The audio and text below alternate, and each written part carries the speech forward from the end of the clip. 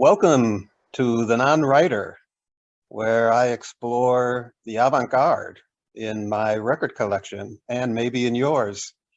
Today, I'm speaking with Francis Dumaurier, who was a close personal friend of Giorgio Gomelsky's.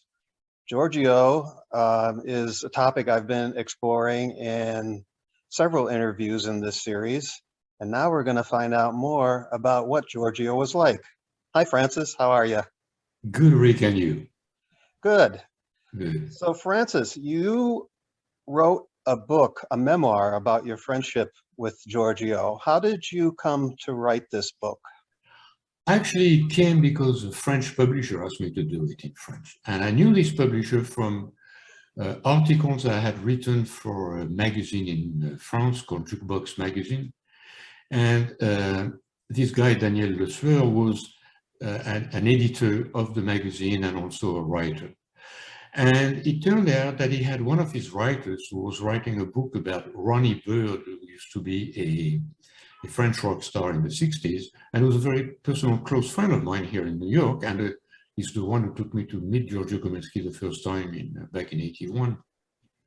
And the writer in France was having difficulty joining Ronnie Bird.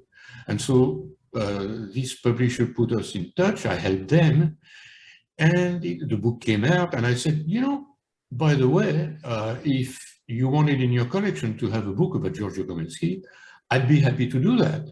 And the editor said, perfect, do it, and we'll publish it. So I did that in French. But for the writing of the book, I thought it would be good to have testimonies of people I knew, friends or musicians, either of Giorgio's or of mine, but who knew Giorgio, and that they would write something about Giorgio. So obviously they wrote it in English. I translated it in French, and I sent the whole thing to the publisher in France. So when the book was published, I got copies that I sent to these people who helped me. And of course, they could not understand anything that I had written since it was in French. And they were telling me, but Francis, we need why don't you do a translation in English? And I was kind of hesitating because it's a lot of work for no money. And I was thinking, I'm going to write a book for 10 people. And then I said, well, no, but they helped me, I owe it to them. So I started doing the translation in English, and it took a life of its own. But when did the French version get published, actually? When? Yes. It was February 2017. So we're talking about a year, a little more than a year after Giorgio passed away, right? Correct. They asked me to write the book the 6 months after he passed away. And you had known Giorgio for about how long? At that point, 35 years. Okay. Yeah. So in 2017, Giorgio had died about a year ago. Right. And at that time, I had never heard his name. And like a lot of people, by the way, you're not the only one. Right, and I'm going to ask you about that in a second. But sometime, I'm pretty sure it was in 2017, I did hear his name for the first time. And it was because I was reading about some other music history, really, probably not related to Giorgio. It was a prog rock book about the band Yes. And there was a quote in that book by the engineer for Yes, who was very well known. He was a producer, engineer for not only Yes's best classic prog albums, but also Emerson, Lake and Palmer. His name is Eddie Offord.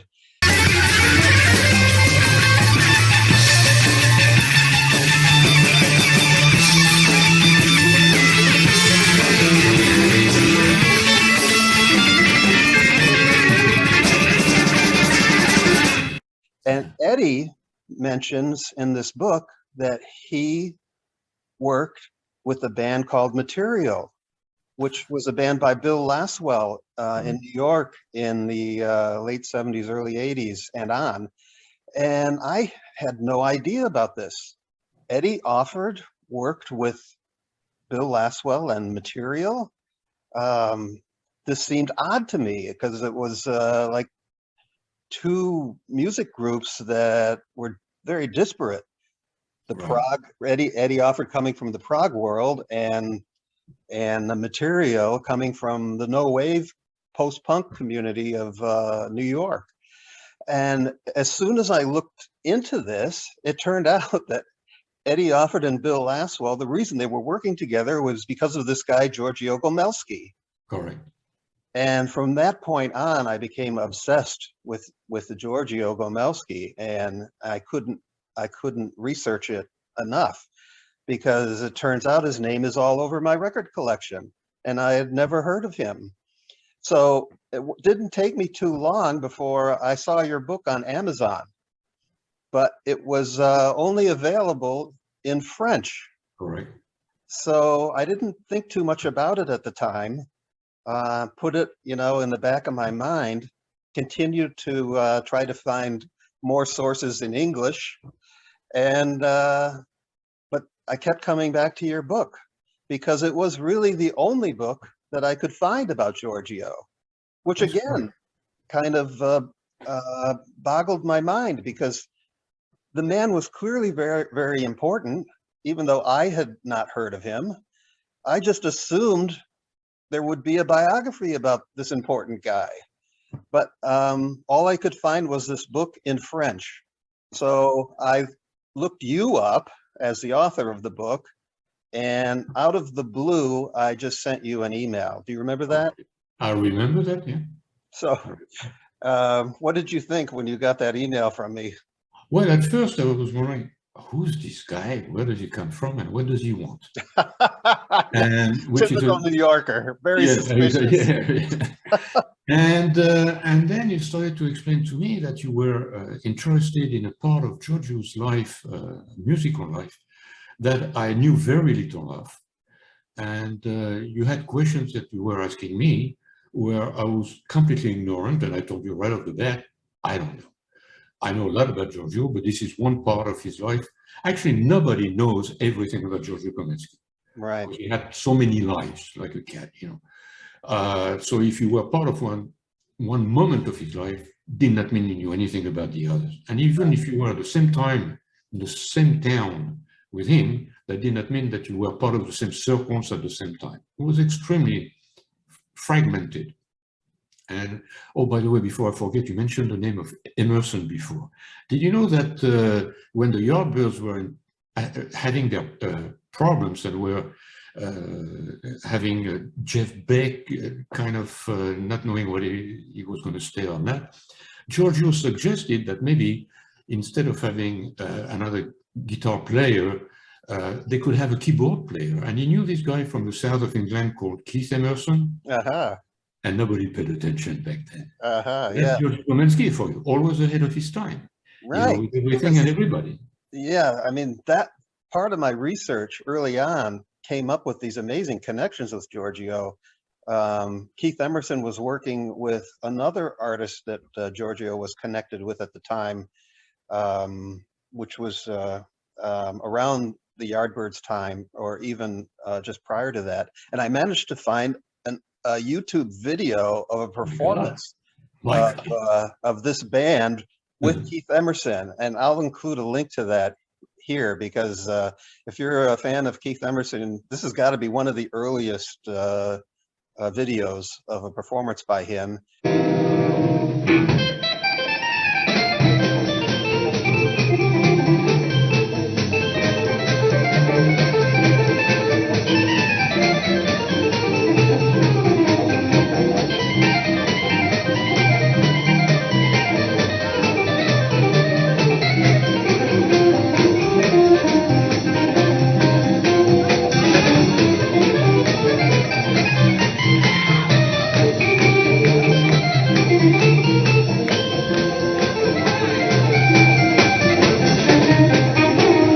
And it was only because I was researching Giorgio Gomelsky that I found this.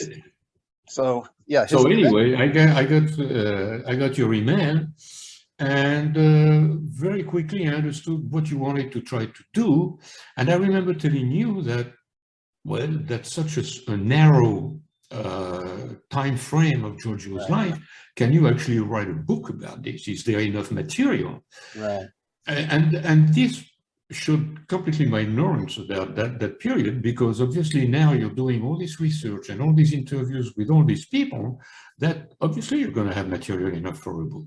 right, But that's because you're doing the research where it should be done, right, and I could tell you the same thing. You know, I would have never thought that anybody would write a book about that particular period of his time. And a lot of people who, for example, I spoke lately with Dave Sawyer, who put up that site with all these recordings right. that we've been hearing of that time.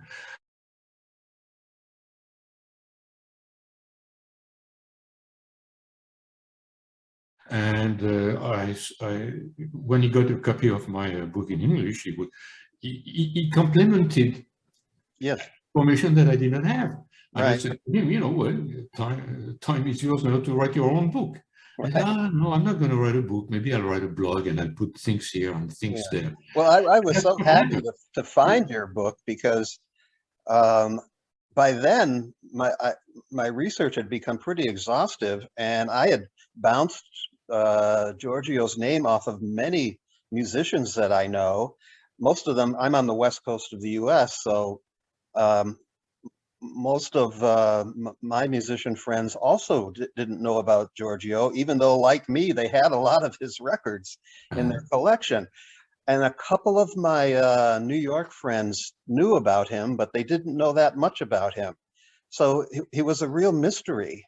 And then I spoke with Fred Frith, who performs in the San Francisco area quite a bit. And I asked him about Giorgio, and he knew a lot about Giorgio. I also happened to run into Elliot Sharp right around the same time, and I asked him about Giorgio, and he knew a lot about Giorgio. And both of them told me they were not aware of any biography about Giorgio, but they thought there should be one.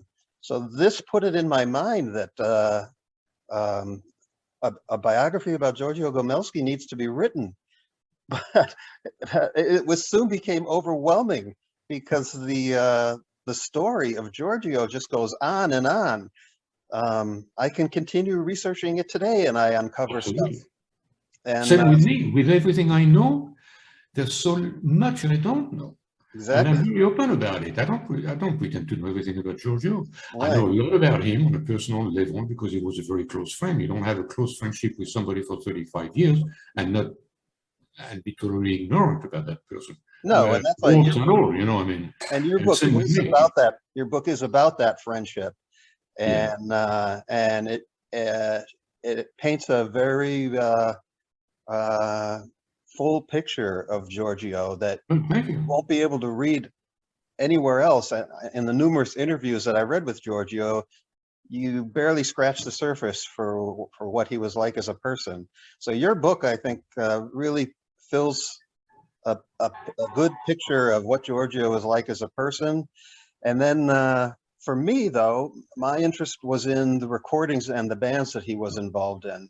So I have decided to pursue a book about the Gomelsky recordings and try to talk to the people who were involved with him on those projects, which is a long list of people, starting with the Yardbirds and going up to Material and beyond.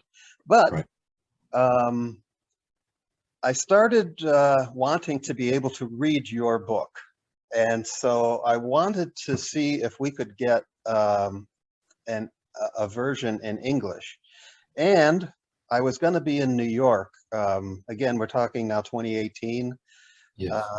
And so Can you I believe thought, it took me that long? yeah. So And we survived the pandemic. I wanted to try and meet you, of course, since I was going to be in New York anyway.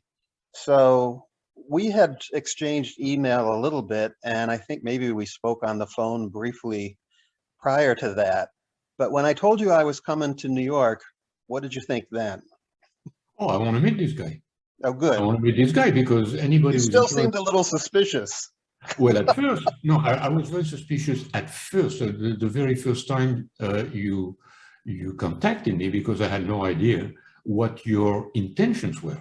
Right. You know, writing a book about somebody you did not know 6 months before, Right. was already kind of, you know, a red flag of sorts, you know, I mean, like all of a sudden, you know, I'm going to write a book about a Russian author I never read of before. This sounds totally absurd even. Right.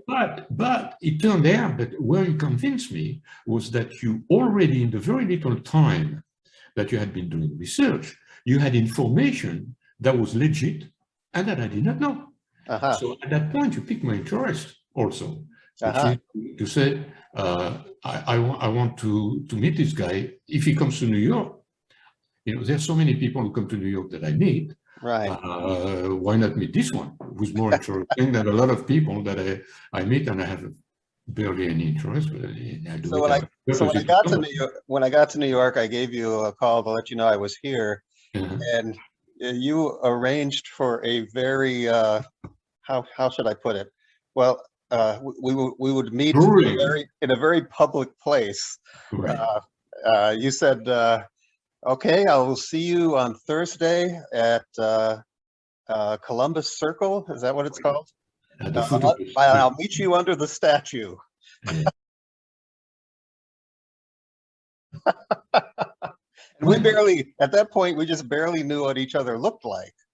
Right, right. But But I do that with no French people who come to visit. I have, you know, Uh-huh. sometimes I have people who come who've been recommended, and I tell them to meet there. Right, Because that's a place that you should be able to find. right. And it Even was, if you don't know New York very well, you should be able to find it. You know, like well, in London, let's meet at by Trafalgar Square column. right. I would do the same thing. So It was easy to find, even though I'm not that familiar with New York. But it was the middle of summer, and it was a brutally hot and humid New York day. Yeah. And so we went for a short walk because it's right next to Central Park. Right. And you start telling me stories about Giorgio, and we just had a wonderful couple of hours together. You took me to Strawberry Fields, where Right, we sat by the mosaic Imagine for John Lennon. We sat there on benches with people singing Beatles songs. Yeah, they singing the songs. How appropriate could that be? Exactly.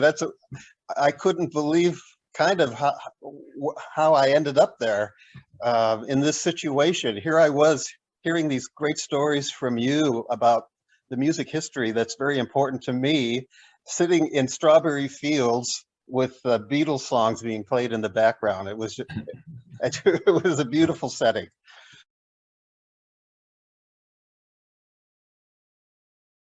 The magical tour. But before we get into the book a little bit more, I want to find out a little bit more about you, because obviously you're not from New York. You have this outrageous French accent, but I'll take it as a compliment. You've been living in New York for quite a long time. So tell us a little bit about how you ended up in New York. Well, originally I'm from Paris, and I first came to New York. The first time I came was in mid-August 1969, and as I landed, the friend I was staying with took me to Central Park the first day, and Jefferson Airplane was playing a free concert in the park. And the reason they were there, they were waiting to go to Woodstock, and everybody was talking about Woodstock. And I told my friend, well, you got to get us tickets, let's go to Woodstock. So my first weekend ever in America was at the Woodstock Festival.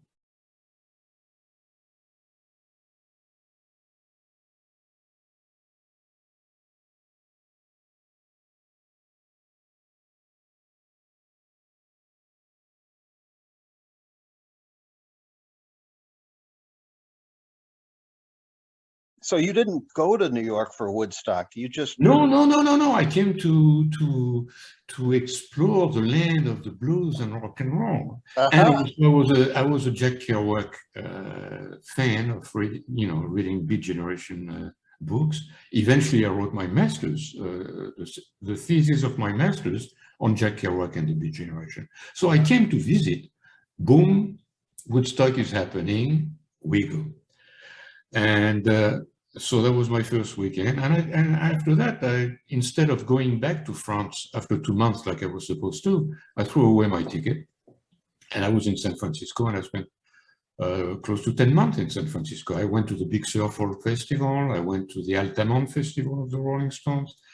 And the only reason I went back to France is that the American government wanted to send me to Vietnam if I wanted to stay longer. And the French government would not renew my passport because supposedly I had to go back to France to be drafted in the French army. So I went back to France, wrote my thesis on Jack Kerouac. And after that, I decided to take a trip around the world. And so I went through the States, Central America. I ended spending 1 year in the Amazon jungle as a safari guide. And from there, I went to Rio de Janeiro for 5 years.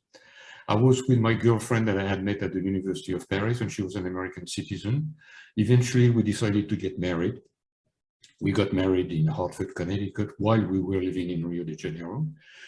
And in 1976, so she decided she wanted to come back to the States. Enough of the tropics. 6 years of South America was nice, but enough. So that's how I came to New York.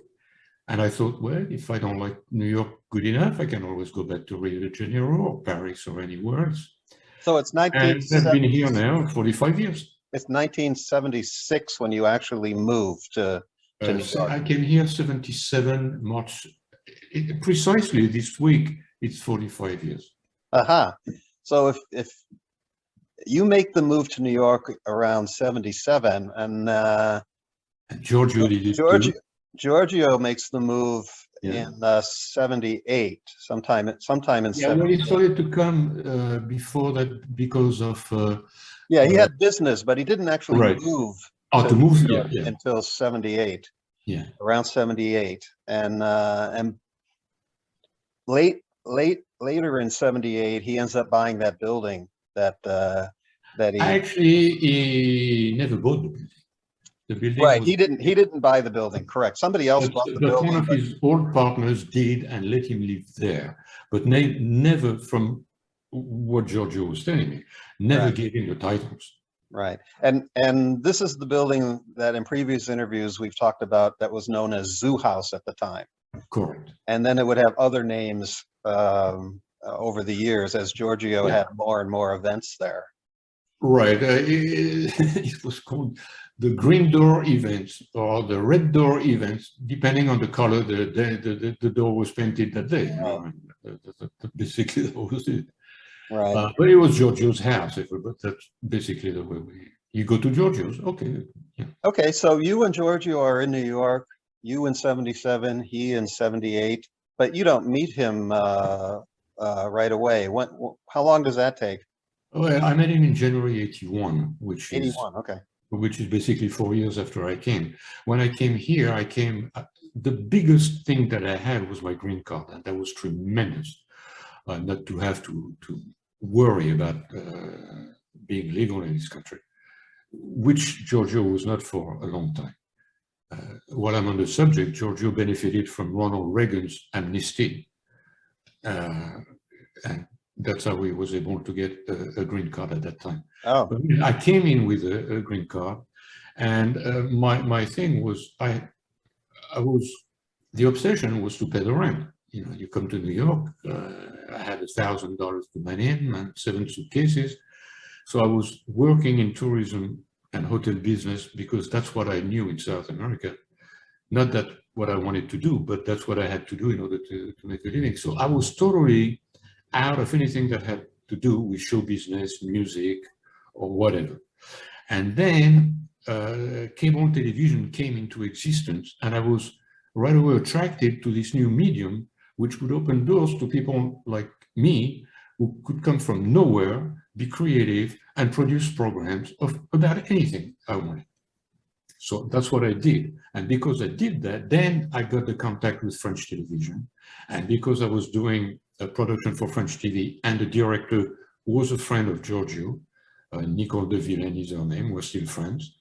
And she spoke to Giorgio about me and my experience in cable television, and Giorgio being the the avant-garde guy that he was, wow, cable television, yeah, that's for him too, because that's a medium that he could use like I was using, and he wanted to meet me, so he asked Nicole to send me to him, and Nicole asked me if I wanted to meet Giorgio, which of course for me, when I heard Giorgio Gomelsky, the Giorgio Gomelsky of the Yardbirds, of Sonny Boy Williamson and the Animals, sure, I want to meet the guy. So you knew So, him. You knew who he was. oh, I knew him since I was 16, 17 years old. I was Right. buying his records. Actually, if his name was on an LP, it was a seal of quality for me.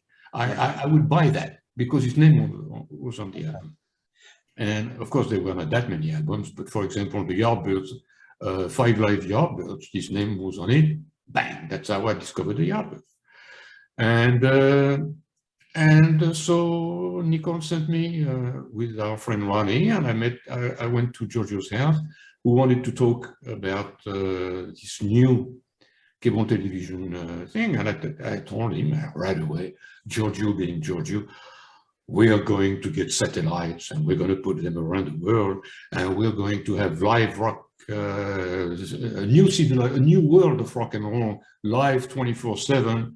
And I told him, Giorgio, I just lost my shirt and the shirt of my investors, the teeny weeny little cable program here in New York. How do you think I'm going to get for satellites up there? Oh, I told him, do you have money? Oh, no, he never had money. Giorgio never had money. Well, he Except always when he felt was in big. London. Except when he was in London. Yeah. It Well, was there not was a his time money. when, there was a time when Giorgio spent a few years working in France. Yes. But I guess Really? you may not have been in France at that No, I time. was not. He arrived when I was living. He arrived in France in 1970. I left in 71. And at the time, I was busy writing my thesis on Jack Kerouac, and I did nothing else. And after having spent all these concerts in the States and so many months in California, all I wanted to do was to get out of France and travel Sure. and be on the road again. So I was not very busy with what was happening in Paris at the time. Right. Well, Giorgio was busy working with Soft Machine, or I mean, the leftovers of Soft Machine, Yeah, and then with became David. Gong, Right. and then he had Magma. But you have to remember that he did Gong first because of David Allen and Soft Machine. Right. And Giorgio felt a little bit guilty that David Allen was in France and not being able to come back to England. Right. Because he had arranged Soft Machine to do concerts in Saint-Tropez area, the French Riviera. And so David Allen was Australian, who had some kind of a weird visa in England, but when he left, that visa expired automatically or something like that. And Right. so when Soft Machine did their concerts, which lasted 2 or 3 weeks, I think, and the band went back to England, where Right. David could not go back in, so he was stuck in France. And Giorgio felt a little bit bad about that. So when And the reason he was stuck was because David Allen is from Australia, right? right, yes. And So he he could was not go kind back of, in England. and he spent a lot of time in England, where he lived with Robert Wyatt's family, and David Allen was kind of a mentor to Robert Wyatt in those early days, and they end up forming Soft Machine. Right. But yeah, Allen gets stranded in France. He ends up forming Gong. Right. So Giorgio goes to France. Giorgio moves to France, yeah, And he looks up David automatically. So he gets involved a little bit with them. But from what I gather, nothing like he did with Magma. Because at that point, Giorgio was extremely disappointed and depressed of what I would call a failure in his life at the end of his English career. Because what happened was that Giorgio had money that was given to him by Polydor Records, where he did his Marmalade Records and his Paragon public relation company, and he was spending a lot of money of Polydor Records, but the music he was producing was not extremely successful. I think the best we should mention here one of the things he produced again, was an extremely important album, the first solo album by John McLaughlin. Absolutely. Yes, of course, but that was not exactly a successful Extrapolation. commercial success. So the only little successful commercial success they had was with Julie Driscoll, who had a single, "This World's on Fire."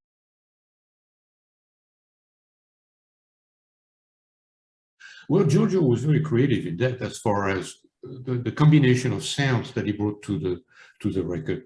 But that's the only basic success they had. When you think of Steam Packet, for example, he was the manager of Steam Packet. Who was in Steam Packet? You had Julie Driscoll, you had Brian Auger, you had Long John Baldry, and you had Rod Stewart. Rod Stewart, yeah.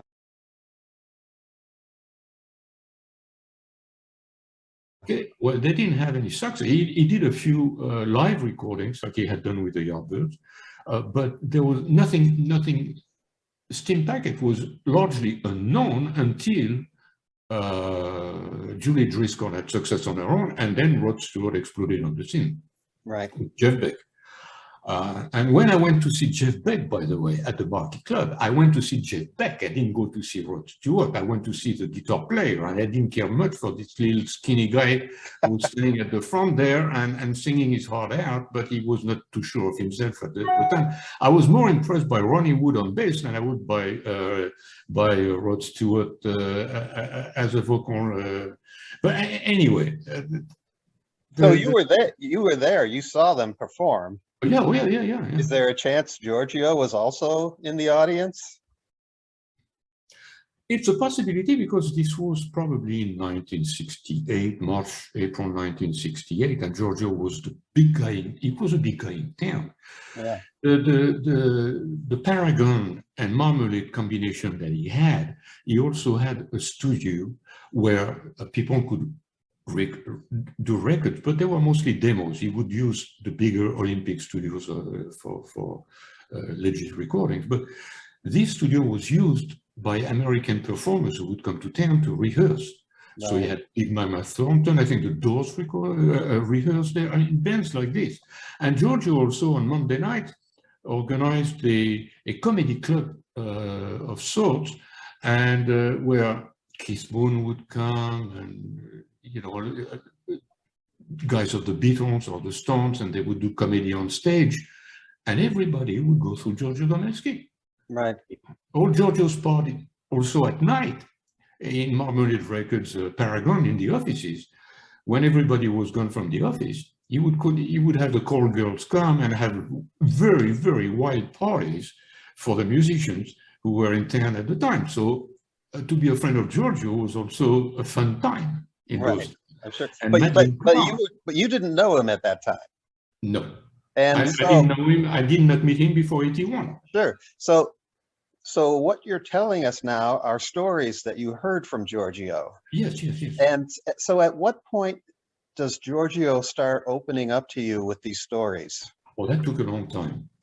Like most people you speak to, you find that, number one, Giorgio was not interested in speaking about the past. He wanted to talk about the present, to build for the future. But his future was a very, very short span of time.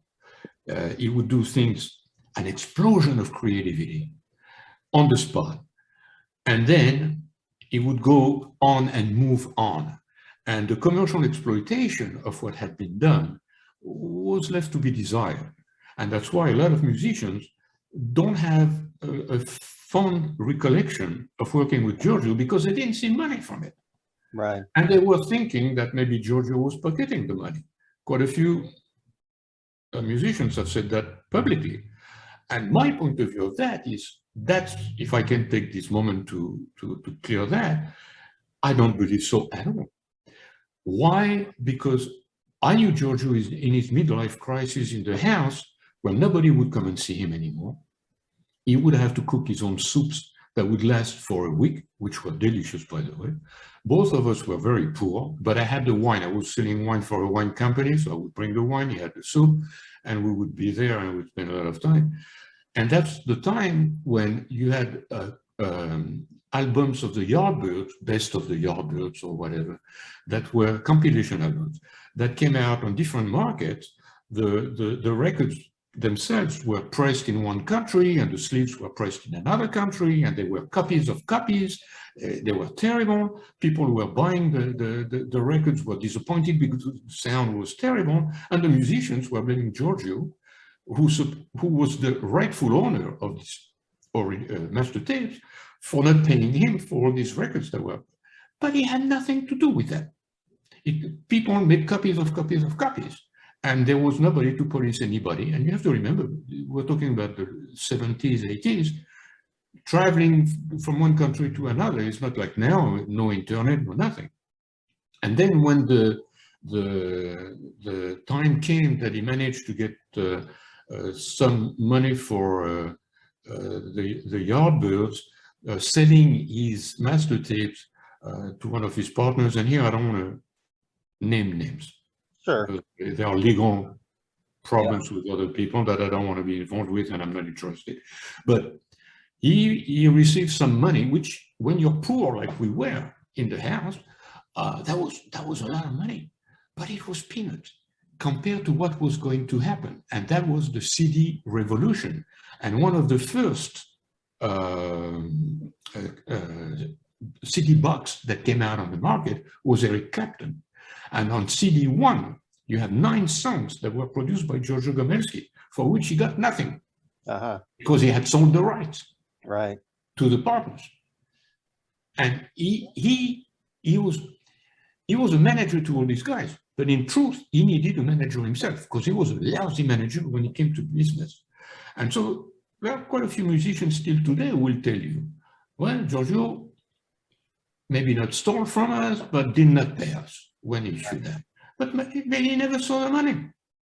So what kind of, how did this relationship with Giorgio develop to the point where he's basically telling you his life story? I became a manager of, well, first I started to rehearse my own band. I had a friend in Paris who would come every once in a while to do recordings. So I was playing guitar in his band, and I put the band together, and we were rehearsing in the house. And that started in 81, actually, in October 81, something like that. So since I was coming to the house, renting space and all this, I started to have a more congenial relationship with him. And then I was asked to manage a Ukrainian-American band of the Lower East Side, the Volcanoes. They had been produced, their demos were produced by the drummer of the Ramones. So if that can give you an idea of the type of music that they were playing. Lower East Side, CBGB rock of the 80s. And they asked me to manage them. And so as soon as I managed them, I knew that I needed to find a place for them to rehearse, because they were all over the place. So I called Giorgio and I started to book them twice a week at Giorgio's. We would come and we would rehearse there. So now I'm becoming a better client for Giorgio. But at the same time, he lived in France. We had French friends together, and I was producing parties there. So we would have girlfriends in common that we knew, and I really started to become friends. And the more it went with that, the less people came to the house for business, for whatever. So Jesse Malin was one, and I was the other, mostly, with the S&M Club Patons, who was renting space 2 nights a week down there, but they were very good for the house. They were keeping it clean, paying on time, and everything like this. So it was good for Giorgio. But then I would come more and more often to the house, and we would sit down, drink, eat, whatever. And he started to open up like this, to the point when we became very, very close friends. There came a time when, in 1986, the lady I was living with for 9 years, I left. I was on my own, living by Columbus Circle. So he was single, I was single, and we would call each other late at night and complain about our girlfriends who were not good to us, like single guys do all the time, what am I gonna do? And so, and then Giorgio's life being his life, he would call me like at 11 at night, say, what are you doing? I said, well, I have a party to go to. Do you want to come with me? So I would go with him. I remember one party, something I mentioned in the book, actually, we came there, we knew nobody. So we go there, we explore the apartment. It was a huge apartment. And we find a bedroom with a bed, and there's a bass guitar and a keyboard and an amplifier. So I see that I plug the bass and I start to play the riff of Live With Me, of the Rolling Stones, and Giorgio start banging on the keyboard. Girls start coming to the bedroom, dancing on the wall, on the floor, on the bed, and all this. The owner of the apartment comes in, takes us by the arm, and escorts us to the door and asks us never to come back again, because we kind of crashed the party, and that's what we were doing. And we were kind of buddies like that, and Right. but the good thing about it is like this. I went to see Charlie Watts with him, just him and I. And when the Rolling Stones came in '89 after their breakup and their reunion tour of Steel Wheels tour, they played at Shea Stadium. I went with him, and he got the tickets, and I went with him. And at the same time, Giorgio told very good friends of mine in the house that he never saw the Rolling Stones again after 1963. Well, I went to see the Stones with him. Don't tell me that, He had different stories for different people, different groups. He was not the same guy. He had an image that he was projecting onto people. So if you were part of the core group, that was different. There was trust. There was friendship, and there was girlfriends, parties. Yeah. One thing about Giorgio, the number of absolutely gorgeous, beautiful women who would cling to him, that always, I was like, Giorgio, what's with you? It's not like he was Tom Cruise or something, but he was an attractive man with a charm that he had, this Russian personality, a bit bigger than life, the laugh that he had, the sparkle in his eyes, the stories he would tell, the creativity, his reputation, the legend, the first manager of the Rolling Stones who introduced the Beatles to the Rolling Stones. I mean, things like this. But the girls were absolutely mesmerized with him. And for me to go to a party with him, and somebody would say, "Oh, you're friend with Giorgio?" Well, if there were pretty women around, I would say very loud, "Yes, I'm a friend of Giorgio." I wanted to have a little bit of his glory come on to me too. Who did that? But Giorgio was a dream for that. Yeah. He was a real friend. Good. So you were good enough to provide me with some photos going back to the 80s. But before we start looking at those, are there any other stories from the book you'd like to share with us? Well, I don't know. Whatever fancies your Well, curiosity. one major section I remember was when you introduced him to the Masonic Lodge. Yeah, well, that was a very intimate moment. We were friends.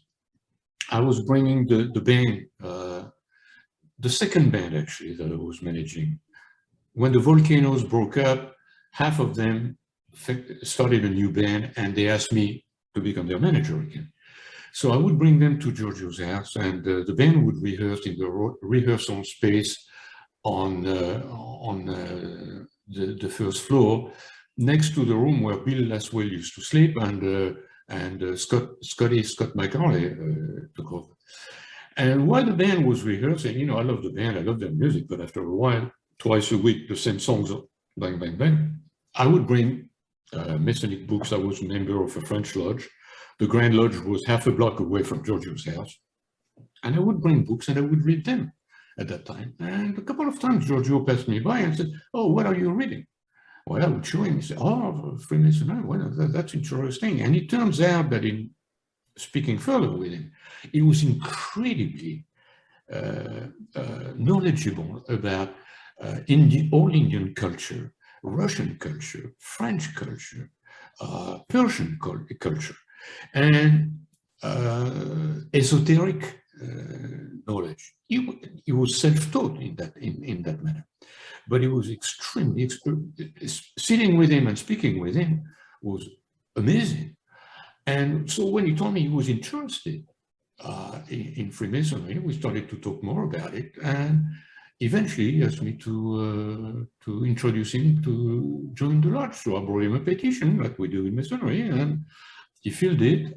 And he started to come. He was initiated, like we say in Freemasonry, passed his 3 degrees, and become an active member of the lodge. And as soon as he came into the lodge, it was a breath of fresh air. Because, you know, I love my Masonic brothers, but Freemasonry can be a little bit of an old institution that's dusty on the cover of the books. You know? Yeah, Giorgio came there, not very rock and roll. you know, Giorgio came there and right away, you have to remember this is 1986. No internet, no phones. He had his own industrial analog cameras in his place that he was shooting videos with for himself, for his bands and everything. And right away, he offered his equipment, his knowledge to, our lodge was going to turn 190 years. And he said, well, let's do a history of the 190 years. And we had one of our members who lived in Queens, had a big house. So we brought the equipment there. And right away, he became active bringing this and bringing his computers at a time when nobody didn't even know what a computer was for. And we would have meetings. He would print on his equipment. He would print flyers, things. He was always big on that. With Magma in France, that's how we started in the club. And he was extremely creative, and for the lodge, it was extremely rich very quickly.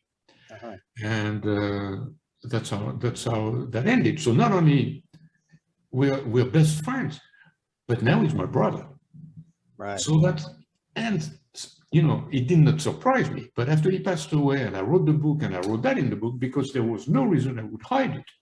Right. He had mentioned it to several people, and he had pictures, and it was no secret, and it was no betrayal on my part or anything. But the number of his closest friends who did not know, right, was surprising to me. Right. And that's how we compartmented everything with everybody. Right. Which kind of brings me back to the question that came up at the start of this interview was, why do you think I had not heard the name Giorgio Gomelsky until 2017 after he was already gone? Well, I don't know, Rick. This is your life, you know. I don't know, but look now. The book, I put it out. I sent it out to a lot of people who had never heard of him. Right. Still today, you mentioned the Rolling Stones, you mentioned the Beatles, you mentioned the Yardbirds. You'd have to have lived under a rock not to know these names. Right. But to know that the guy was instrumental in putting all these people together. No, he was always in the background. When I saw the Yardbirds open for the Beatles in Paris in June '65, Jeff Beck was playing. And by the way, for me, the Yardbirds was much better than the Beatles. The Beatles, of course, it was the Beatles. There's no comparison, and everybody crazy about it. But the Yardbirds, man, with Jeff Beck, and he was on stage behind the curtain, but you would see the Yardbirds. And John Lennon was complaining to Giorgio because the Yardbirds were playing too long. They were overextending their welcome on stage. And John was, hey, Giorgio, when are you going to let them come off stage? And we got to play, you know, and all this. But it was all in jest, especially with John Lennon's type of humor. But nobody knew Giorgio. Right. That's it. Giorgio would walk with Madeleine Carr on the Champs-Élysées, and the Beatles are sitting at a cafe eating lobsters and stuff like this, and one of them, either Paul or John or whoever, hey, Giorgio, come here. Huh? And he was with Madeleine Carr, and they, well, everybody who would have come would have known who the Beatles were, but would have never guessed who Giorgio was. And that's the thing, and that's why you never did. Except if, curious as I was, when I saw the name of Giorgio on the records, but I was closer to the home base. You were in California, I would go to London to buy my records. By the way, I never bought my records in France because the pressing was not as good as what I would get in England. So I would go to clubs in England. I would go frequently to England, and so I would see the record, and I would read newspaper, the papers of the time for pop music, and his name would pop up every once in a while, and then that's what I realized, that when his name was associated with bands or musicians, it was always top of the cream. I mean, you speak Eric Clapton, you speak Jeff Beck, and so that's why maybe you were too far away. Maybe that's why you never heard of Giorgio. Right. Even though Giorgio was in California with the Yardbirds, they played at Fillmore West. I saw a poster of that. Oh yeah, it's a beautiful poster. Yeah. So, and he toured with them, and the tour that he did with the Yardbirds that year is extremely important because he was dragging them in vans that he would drive himself. And that's when he went down to Sun Records to have Sam Phillips produce, and he was the assistant producer of a single, the train kept rolling. Right. That's, to me, that alone should bring Giorgio into the Rock and Roll Hall of Fame. The fact that he's not nominated, for me, that's a shame. But that recording, the train kept rolling, and he did the same thing after that, going to Chicago and going to Chess Records, and I think they did have a man there or whatever it was, and he dragged them in vans, and Jeff Beck was in pain. Jeff Beck was a lousy traveler for everybody to remember. He didn't want to travel. He hated it. I'm not saying that's bad. It's not a bad thing about Jeff. Jeff apparently hated traffic. That's what he said a lot of times. Right. And so he eventually he left the Yardbirds during one of those tours. But Giorgio would, but also creatively, when they went to Chicago, I think it was Shapes of Things, that they were in a van, and there was a song of Dave Brubeck on the radio. And he was sitting with Paul Samuel Smith, and he picked up the bass, and he told Paul, "Man, this is a song that." And they arrived in the middle of the night in the hotel where they were staying, and they wrote the song right there. And the next day, they went to the studio and recorded. Things were done fast back then. Yeah. Very, very fast. And Giorgio's production method was interesting. What he wanted was to have the spirit of the song with the rhythm section. And once that was done, then he would have the vocals and a guitar solo. Mm. And sometimes they would not match exactly. If you listen to The Train Kept Rolling All Night Long, you hear, I believe it's in that song, that you have two leads of Keith Relf that don't always match. But he insisted on keeping them like that. Yeah. And the solo, the one they did in Chicago, well, they took two solos of Jeff Beck and took half and glued it together. But everything was done so fast. Right. And, once he would have 4, 5, 6 takes, and he had the take that he wanted, that to him was the spirit of the song. Right. That was it. And also the creativity in bringing new instruments. The sitar was first by him, and eventually they replaced the sitar by Jeff Beck guitar. Right. And he had brought an Indian musician from an Indian restaurant where they had dinner with his sitar, and then Giorgio gave money to the guy who couldn't play the beat like it was needed. So he bought the sitar from that Indian guy to give to Jeff Beck to play, and Jeff couldn't play it either, so he did it on his guitar. Eventually, Jimmy Page took that sitar to give it to George Harrison. Right. I mean, these things were, always in flux. Yeah, and Giorgio was involved in a lot of seemingly little stories like that would end up having a huge influence on rock music down the road. Here we go, Scotty. Yeah, so here we're talking about 1984. Who is Right. this? Who is this person? Scotty, young man who came from one of the southern states, we never knew exactly his full story. I don't know how he appeared in Giorgio's life or in his house, but eventually he was an extremely gifted musician. He played everything, but he was extremely important because he could fix any instrument, guitar, drums, bass, keyboards, whatever. And he was the sound guy. And everything we did, we could not have done without Scotty. This picture was taken either at Tompkins Square Park or Battery Park, so the tip of Manhattan, where I produced a couple of concerts with the Volcanoes. And the equipment was Giorgio's equipment. He let me borrow it from him. And Scotty came just because we were going to do that, and he was free. And I took this. So he was living with Giorgio. He was living in that room where Bill Laswell used to live. Yeah, where Bill Laswell used to live there. So, right.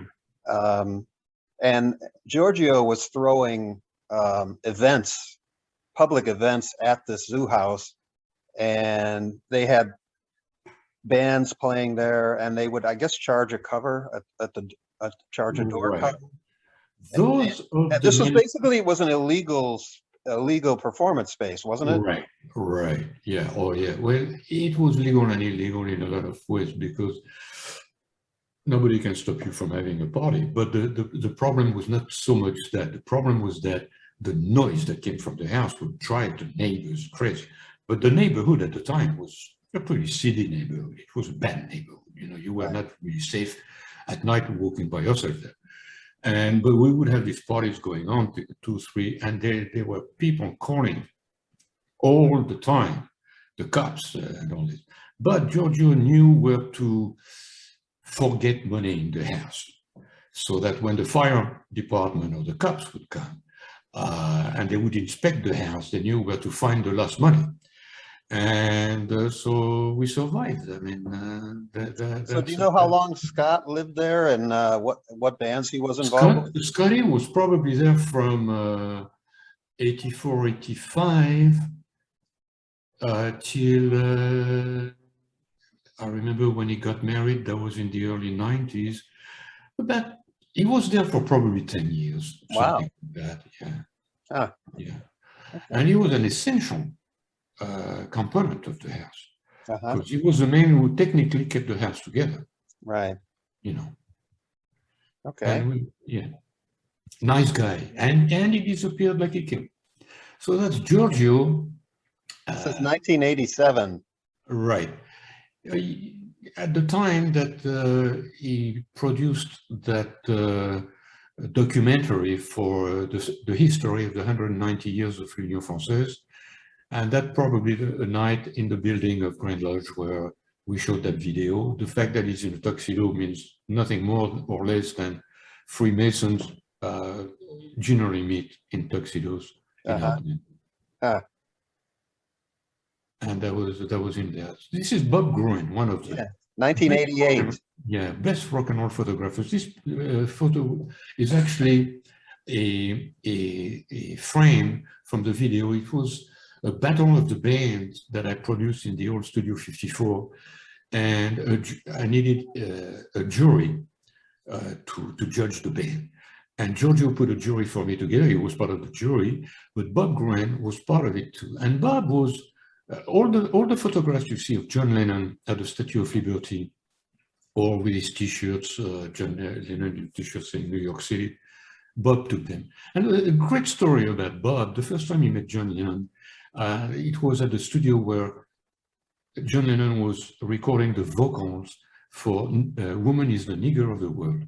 And Bob Gruen, young photographer, is sent to take pictures of the session, to be as discreet as possible.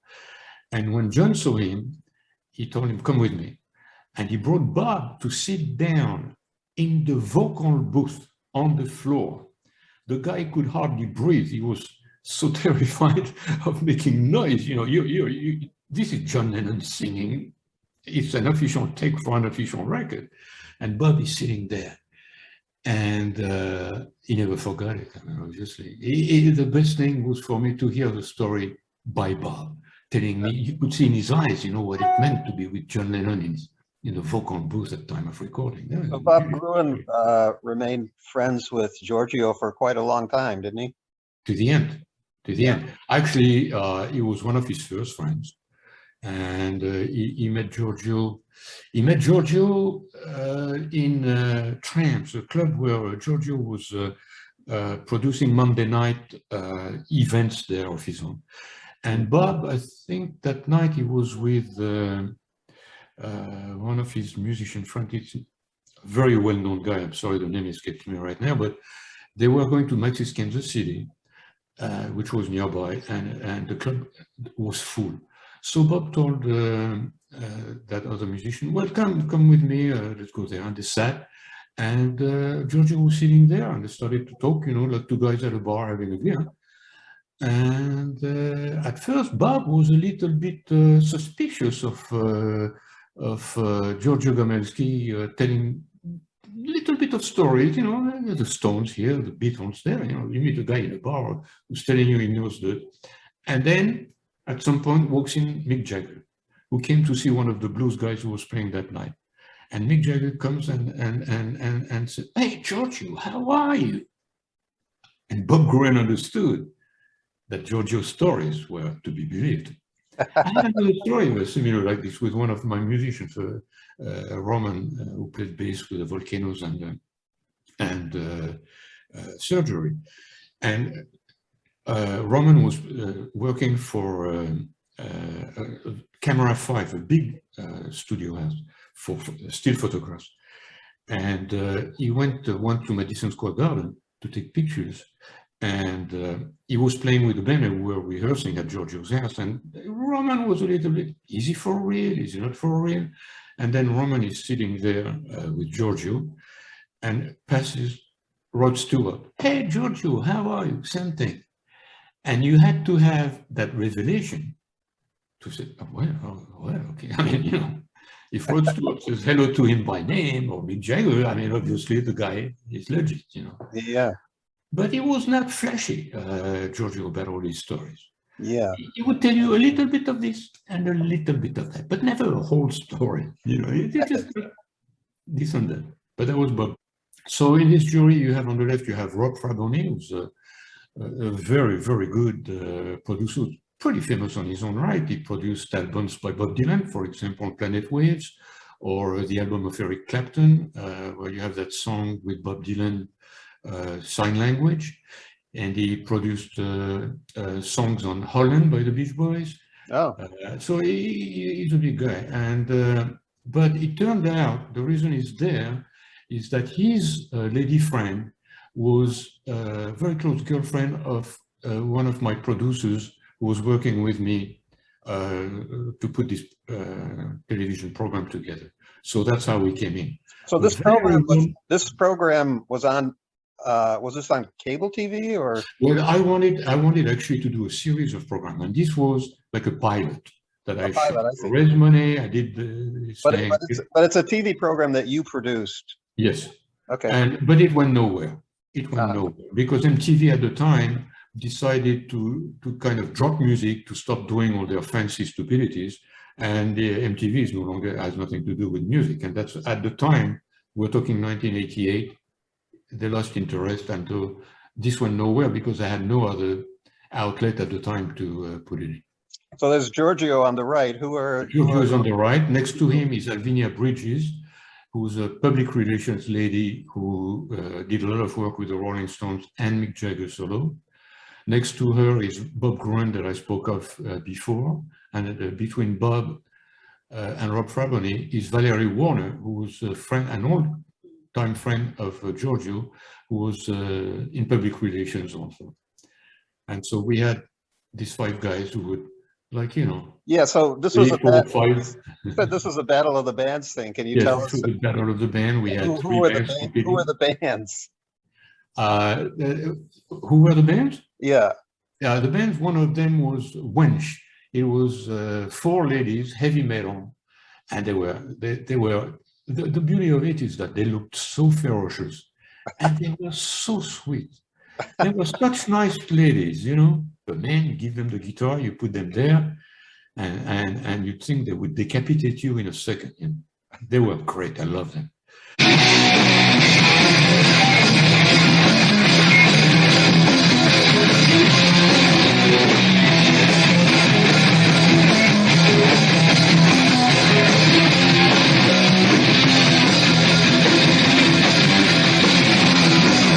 There was another band that was Scream As You Fall, and they were trying to get a break, you know, and they were pop rock band, soft rock, I would say, for the 80s, and they were very, very good too. The third band, I forgot the name of the band, but I remember the lead singer. His name was Gennaro, and he tried to have a solo career. And they're the band who actually won the prize that day. But this was at Studio 54. We were doing it live, absolutely live. This is at Studio 54. This was at Studio 54, Uh-huh. which I rented for the day. Yeah. Well, I hope Wench won. No, unfortunately, they came last, and that broke my heart because I would have loved them to win. I love these ladies. I don't know what happened to them. Well, now we're talking, it was 34 years ago. Yeah. But, you know, I don't know if they're still doing heavy metal girls. I wish them well. So here is a check. Yes. Tell me the story. Tell me the story behind this check. The check, yeah, well, this is a check that, first, it's an autograph of Giorgio Gomelsky to me. And you will notice that I never cashed the check. I see. I did not. This check was not cashed. I kept it as my own precious little souvenir of Giorgio. The most important thing in there, believe it or not, is the number of the check. It's 104. We're talking 1991. Now, Giorgio's been in New York, living in New York for 13 years, and this is the first time that he has a bank account. Oh, yeah. Right. Everything up till that moment, April 16, 91, was done cash. Ah. This has to be at the time when he benefited from the amnesty, the Ronald Reagan amnesty for illegal aliens who had lived here long enough. And a friend of mine, a member of my lodge and myself, we paid for the lawyer. Giorgio had absolutely no money for lawyers. And this was our gift to him. Uh-huh. And so he owed money to the lodge that I had fronted. So he gave me a check. Uh-huh. And this is the fourth check that he ever wrote when he was in New York. And you can see UF number 17. It's l'Union Française number 17. And so for me, it's Giorgio Gomelsky, the autograph. This is Giorgio Gomelsky, the man who finally has a bank account in 1991. And this is also Giorgio Gomelsky with our lodge. So it may not mean much to a lot of people, but to me, it's pretty precious. Yes. And so this is Giorgio, from Russian Samovar. 2001, it says. Yes, 10 years later. Russian Samovar was a restaurant for immigrants, refugees of the Soviet Union in the 80s. And my wife, being one of them, she took me there. The first time was in 1989. And we were going there 2-3 times a week. And now, Giorgio himself, he was from Georgia, correct? Georgia. His parents were from Georgia. He was born in Tbilisi, although sometimes there are stories you can read that he was born on the ship that took him with his parents from Georgia to Italy, but because of the fact that if he had been declared as being born on the ship, it was stateless. So the official version is he was born in Georgia. All right. So, but he had all this culture with him. His parents were from there. And it was from the times of Stalin, and right. They fled. And he came eventually Italy, Switzerland.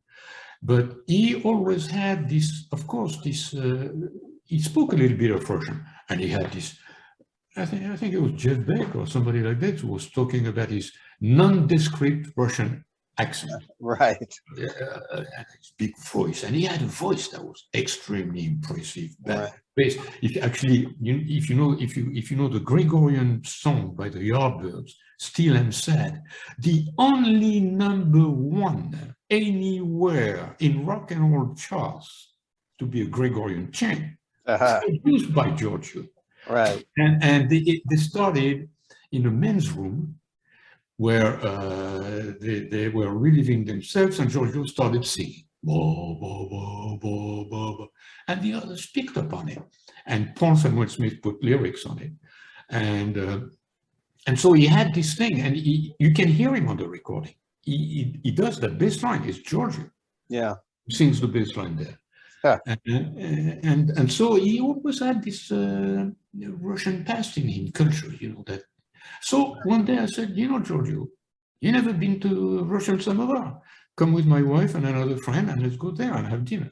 And he loved it. He met people there that were distant cultural past of his, you know. Sure. He was happy. This was a happy night with Giorgio. And if you look at his eyes, it shows. This is our friend Nicole de Villaine.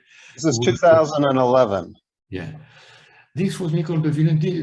This is at the house with a painting that I remember that was back there on the ground floor where we had all the parties, and we had a birthday party. So it had to be probably February 28th. Did you know that Giorgio Gomelsky and Brian Jones had the same birthday, February 28th? No. And but so her name is Nicole. Who is she? She was the director of French television office in New York. Like CBS has offices in Paris, well, these guys had offices in New York, and she was the director. And she was an old friend of his. Actually, Nicole went to Woodstock also with Ahmet Ertegun. She was a friend of Ahmet Ertegun. And she introduced, anyway, to come back to Giorgio, this was Giorgio's birthday, and this is the type of evening where you would have what we would call the family. Few people, but those that were really close to him. He would not take us to some of his avant-garde music evenings or whatever, and he would not invite them to what would be closest to him as family. Because this family, you know, he had ex-wives or mothers of his children living in different countries, but he didn't have a family here. We were his family. Right. And I don't mean to brag, and I don't mean to insult his children or anything, but we were the one there, and they were not, and not their fault, his fault. He right. You know, he was not. And the beauty of him, by the way, he would always give me advice on fatherhood. He would tell me, you have the seeds, they have the garden, and you would make a great father. You have to plant your seeds in the garden and have children, you know, and all this. And I would tell him, well, you know, I personally, I was not the father type as far as I was concerned. Apparently he was not the father type either. You know, but this is the family that we were, especially in the 80s, because we basically didn't have anybody else. Right. So Nicole here came to the party, and I'm still in touch with them. We're very good friends. I met her in 1980, and in 41 years plus. Yeah. Same with Ronnie, who shows up in another picture, I believe, and this is as close as friendships can get. And Ronnie is the guy who was working for Nicole at French TV when I produced the first time for them. And Nicole asked Ronnie to take me to Giorgio's house to meet Giorgio. And Ronnie and I still speak, like with Nicole. So who is Ronnie? Ronnie was a rock and roll star in France in the 60s, going by the name of Ronnie Bird. And he opened for the Rolling Stones tour in 65 and 6, I believe, possibly. And he opened for Chuck Berry and toured with Chuck Berry. Yeah. And he was pretty famous. He still has a fan club, believe it or not. But he got disgusted with the music business, especially the French music business. And that's the thing that Giorgio and he had in common. They hated these music business executives, right? Most particularly in France, but not much better here. This photo is also 2011. Is this also the birthday party? This is a birthday party, and Giorgio was sick already. And you can see that sick or not, he was still smoking his cigarettes that he was rolling. And 3 months after this, he was hospitalized and he almost died. He Right. was taken out of the house in extremis. And it was very bad. And he lived for another 3.5 years after that. But he got better, he got worse, he got better. You know, once you get in that down spiral. Yeah. And it was a very difficult time for Giorgio. And this is in the house also with Jesse Malin, who's an indie rock star of his own right, who's touring right now. And Jesse first appeared at the house, he must have been no more than 15 or 16 when he had that band Heart Attack. And he started that band D-Generation, which still has a following today. Actually, I believe that Jesse Malin did a concert as a tribute to the D-Generation in Los Angeles a few days ago. And here, Giorgio was doing podcast series that he was calling Oh Blah Blah, where people blah, blah, blah, blah. That was Giorgio's sense of humor. And here, Jesse is the guest speaking, and they're talking about when Giorgio first started to pay attention to Jesse and producing, maybe not producing his records, but advising him and being a very, very close mentor for Jesse. Which they remained close for decades. Yes, yes, so till the end, till the end. And Jesse mentions Giorgio every once in a while, very discreetly. In his song, he can have a sentence that would talk about, if you see a song of Jesse Malin that has a mention of West 24th Street, this is the house. This is what Jesse mentions. He will not tell you Giorgio Gomelsky, but very discreetly. I love Jesse Malin lyrics and music. The guy is a great guy. Right, yeah. For him, the mayor of New York City, you know, downtown in the Lower East Side, everybody knows Jesse. He's a survivor, just like Giorgio. Yeah, he's, as you mentioned, he's very active today, Right touring musician. So. Yeah. Right now he's touring, and he's going to have tours, I think, in England this fall. But he was in Los Angeles a short while ago. He's touring here. He has a concert tomorrow, something like this. Yeah. So that's the door of the house. Here's the door of Giorgio Gomelsky's place. That was where you would enter for the events / parties. And the parties were called the red door event or the green door party or whatever, depending on the color of the paint that was painted on the door that week, you know. But here it's different. It's the house has been condemned. This is 6 weeks after Giorgio died, the day before his birthday, that I took that picture. And you don't see this on the picture, but on the sidewalk, there are flowers that people brought. And some friends or fans painted, you know, these things for Giorgio, in memory of Giorgio Gomelsky.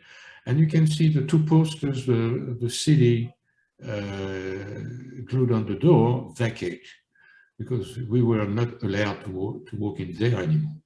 Yeah. And it was a condemned building. Right. And, and Giorgio lived in this building from like 1978, I believe. All right. Up until he ends up in the hospital for the last 2015, time. I believe, was the last. Yeah. He had to leave. And the building was in pretty bad shape by the time. Actually, one of the last times I went there before that thing with Jesse Malin was when Keith Richards had his book. Let me tell you a nice story with Giorgio of mine, a private story. Keith Richards had written this book, Life, and I ordered 2 copies, one for me and one for Giorgio. And I called Giorgio, I said, I have a surprise for you. So I came to the house. The house was like a refugee camp. The wall next of the building next to the house, part of it had caved, had fallen and made giant holes in the roof of his house, of Giorgio's house. Rain was pouring through in there. So Giorgio had put plastic sheets everywhere, and we were literally hiding under plastic sheets talking to each other. When I say refugee camp, I am not lying. Yeah. And I said, Giorgio, here's for you. And I give him that book, brand new, it was still wrapped. And right away, he goes to the index and he looks for his name. What's the book? Life, the book of Keith Richards' autobiography. So I bring this to Giorgio. And Giorgio opens it like a kid at Christmas, at the Christmas tree, you know, just got his present. And he goes and he looks for his name. And I look at him and me, I'm the fan from 1964. And here I am, I complete the circle. I bring him the book. And I look at his eyes like a kid, and he's opening the book. And he goes to where Keith speaks about him very briefly. But Keith validates completely what Giorgio had been telling me for all these years, which was that the Stones were not exactly elegant in their way of parting with Giorgio. And Giorgio never forgave Brian Jones for doing what he did. If you remember well, Giorgio, the Stones were playing at Giorgio's club. The first night they played in January 1963, there were only 3 paying guests. Nobody knew the Stones back then. And it became, you know, following, they came back, and it became a big thing. But Giorgio had to go to the funeral of his father in Switzerland. And so he left in a hurry. And he stayed a little longer than he had expected because of solving family problems. But when he came back, Brian Jones had signed the Stones to Andrew Le Golden. And Giorgio did not know. Right. And the way he found out was that he had recorded 2 songs that nobody can find. And Giorgio thinks that Mick Jagger stole them and doesn't want anybody to hear them. That was his story. But 2 songs, one was a Buddy Ledit and another Chuck Berry. And I'm not sure of what they are, but we can probably guess that a book, you can't judge a book by looking at the cover, was one of them, because they recorded it in a kind of a phone booth at the same time. But he was trying to push the Stones. He had also did a mini film of the Stones. Giorgio went to London to do films, not music. Right. He was doing jazz. Yeah, he was documenting the jazz scene. Right. And so he had done a couple of short films with the Stones, and he wanted to edit that with the music that they would have been the first music videos, you know. And that's when he found out that there was this guy there. Who's this guy? Oh, and Brian said, Andrew, my friend, and by the way, he's the new manager. Yeah.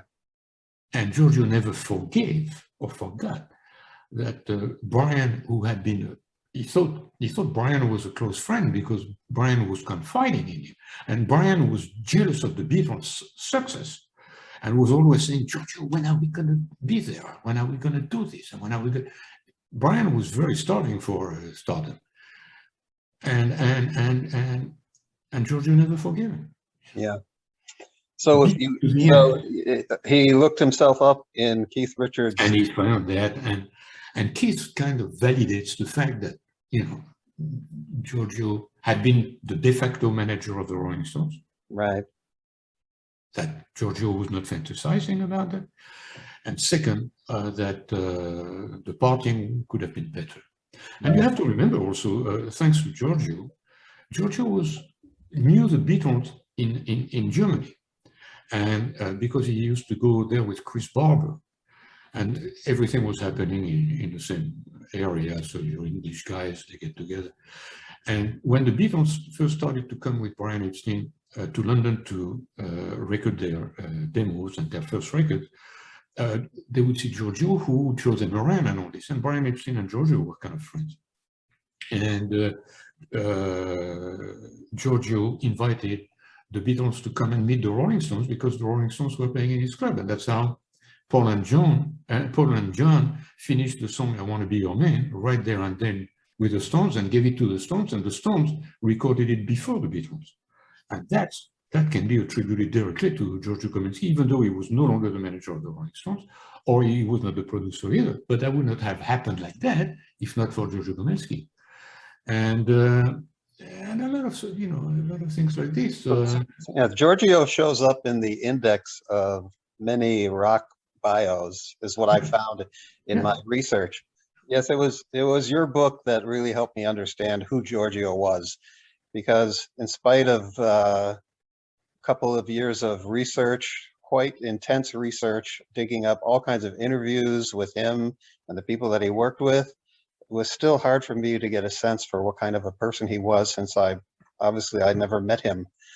But your book really tells that story, so I thank you for writing it and for letting people know who Giorgio was.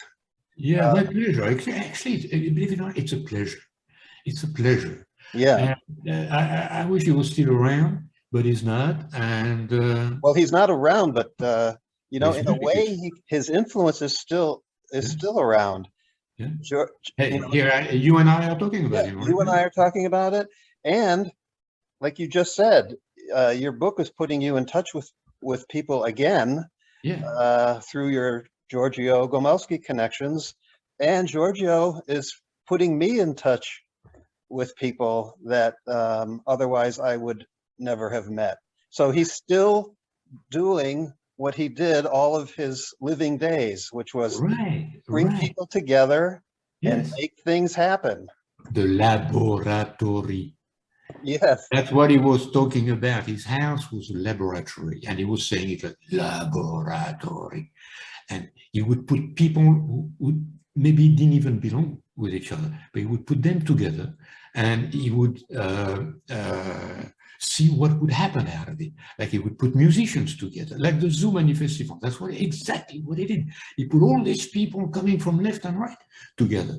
And this is the picture of the alchemist in front of his tent in his house, and you can see the alchemist table with the instruments that he uses for different research, and there's a lot of symbolic things around there. But the first that you see on the table of the alchemist close to us, isn't that something?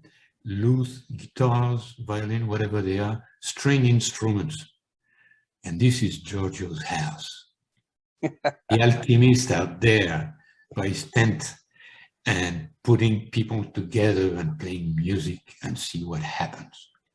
And the same thing that he would do every time he would have parties, he would have huge pots and pans, but huge, and he would put gallons of different vodka, juice, this, and you never knew what punch you would get, but you would know that the punch was severely strong, and everybody was there, and you had crazy music, some of it that I did not understand. I would walk out of the door. It was so horrendous to my ears, but he loved it, and other people loved it, so I had to respect it, But the fact that he would put everybody like this and give us also all a chance to discover something new. And that was the laboratory that Giorgio, Jesse Mellin mentions it the same way. And it was truly a laboratory. Yeah. I'm glad I got to know that in my life. I mean, 35 years of my life is a long time. But I'm glad I got to know it from up close, and that I got to know him, and that he gave me a chance to come out of my shell also and discover other horizons, broaden my horizon. And he still does it with you. That's amazing. Yes, thank you for sharing your stories with me and now everybody else. So I hope more people get to know Giorgio Gomelsky. Thank you very much, Francis, for spending some time with me. Thank you, Rick. I really appreciate the chance you gave me to do this. Bye-bye. Bye.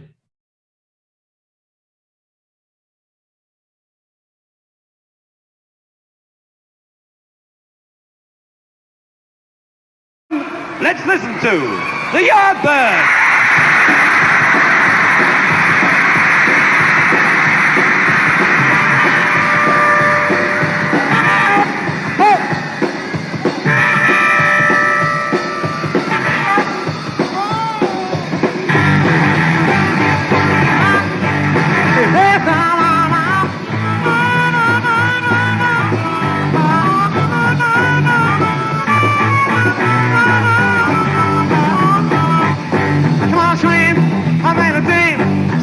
some one of the real cool things. She was a pretty